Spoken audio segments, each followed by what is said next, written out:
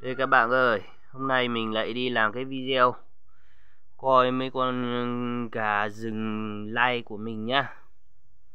Hôm nay mình làm video này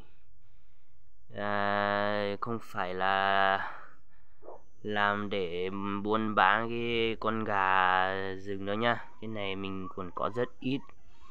Mình làm để anh em xem chơi thôi, để khi nào mà có cái con giống thì mình mới lại làm cái video bán, thì mình mới lại làm bán, không anh em lại thắc mắc lại hỏi nhiều thì bảo có bán hay không thì xin lỗi các bạn, thông cảm cho mình nhá. Mình làm video để mình lưu vào kênh YouTube để mình nhớ những ngày nào mà mình thả gà ấy, đến khi nào mà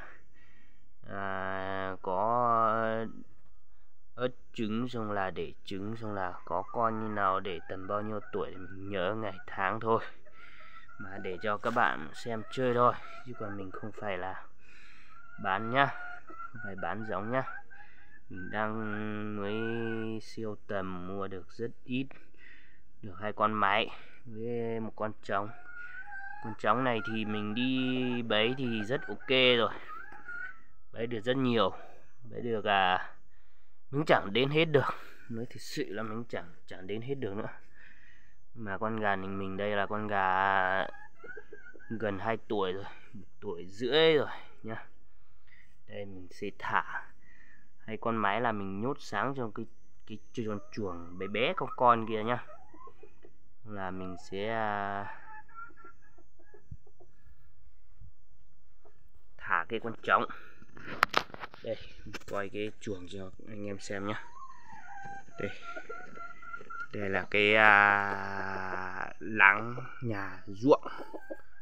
Đây, mấy cái thửa ruộng của mình đây đang đẩy nước.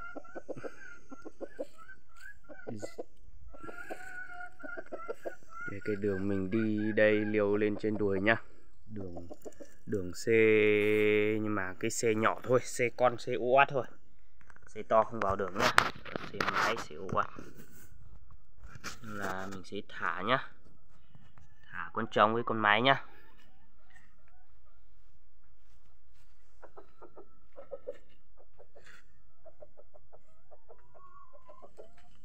Xin chào nhá.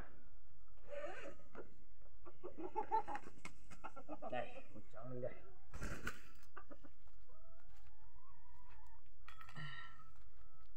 Đây mình sẽ cởi dây luôn nhá.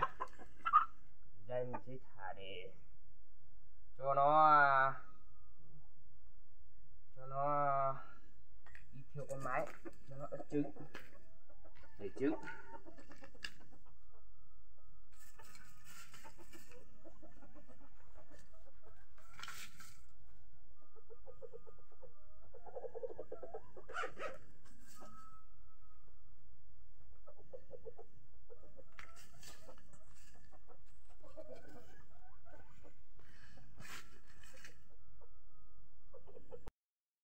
Đây, bây giờ mình đang thả con trống đây, mấy con mái còn ở trong kia mình chưa thả ra nhá.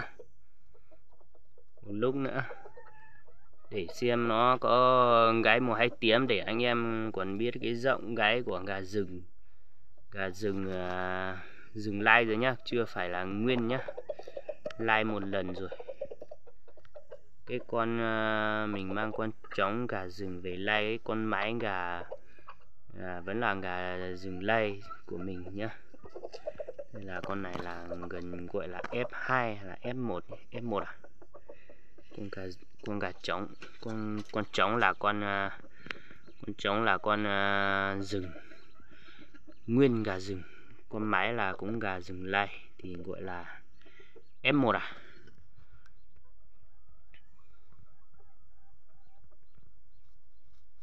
Đây,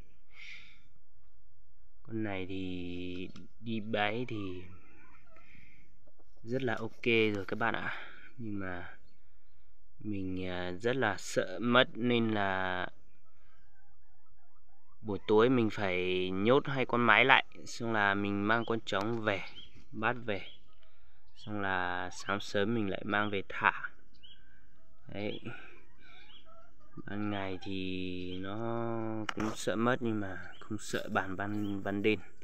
Đêm thì ở đây anh em nó hay đi soi chuột, soi chim, soi cò, soi ấy thì sợ anh em nó lại ban mất. Thì đêm thì mình hay cứ phải đêm nào cũng phải bắt về. Đây mình tiết như thế đấy các bạn ạ.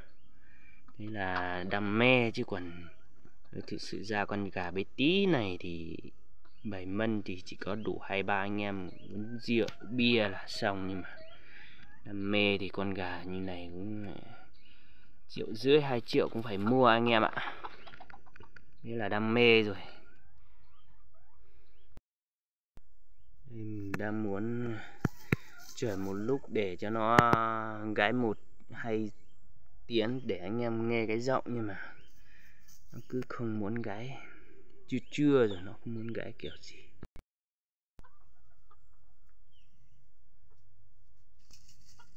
Đây muốn rủ con mái trong ra đây. Đây. Muốn rủ con mái trong ra nhưng mà mình chưa thả ra nhá. Đây.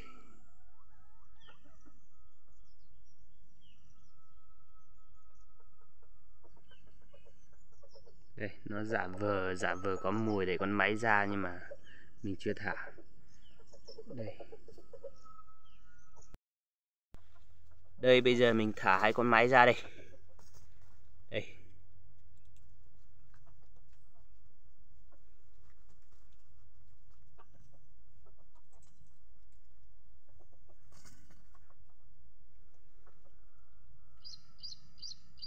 Con máy cũng là con lai từ gà rừng nhá. Nó chiều lên trên để trứng rồi đấy. Đây, nó nhảy vào để trứng này. Con này thì nó đang bơi đây.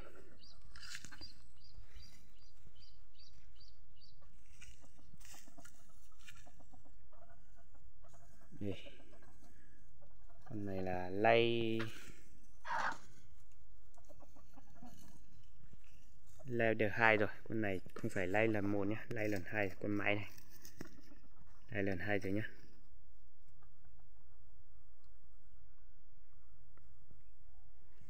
Khi nào có gà con lay thì mình sẽ alo cho các bạn. Mình sẽ không phải alo nhỉ, mình sẽ đăng YouTube để các bạn thấy. Nhưng mà có giống thì mình sẽ chia sẻ cho các bạn nhé.